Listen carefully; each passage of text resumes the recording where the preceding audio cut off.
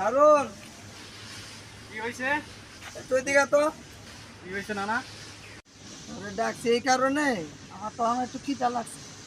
তাহলে 10 টাকা নিয়ে যা, আমার লেগে একটা রুটি, একটা কলা, একটা চা মোজান থাকে তো 100 টাকা নিয়ে যা, নিয়ে তাড়াতাড়ি যাবি।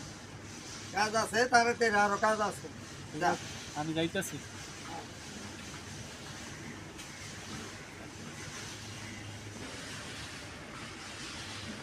নানা তো আমার 100 টাকা দিল, আমার পকেট খরচও নাই।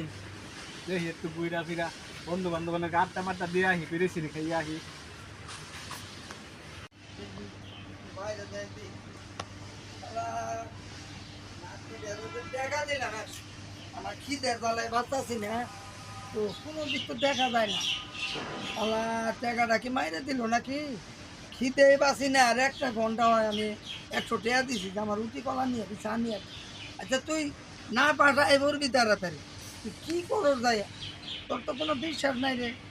তো ওই লোক টাকা দেওয়াই ভালো আছে না, তুই রে যে কারণ টাকা দিলাম ডাইকা, আর 1 ঘন্টা হইলো খিদের জ্বালায় বাঁচি না। যা দেখি যাই দেখি কই আছে, বাজার দিকে আস। কি রে নাতি, 1 ঘন্টা তোরে আমার খিদের জ্বালায় বাঁচি না, কে রে আমি তোরে টাকা দিছি 100 উঠি কলা আনবা চা আনবা নাকি? তার আমার খিদের জ্বালান দেখে দিই নাই, তুই 1 ঘন্টা কি করলি? আরে নানা, তুমি যে টাকাটা দিছ, হ্যাঁ, টাকাটা তো আমি খরচ করে ফেলাইছি। তুই খরচ করে আলাইছর মানে? আমি খাওয়ার নিয়ে পাঠাইছি, তুই জানো না যে খাবো আমি গেলে, আর তুই খরচ করলি কা?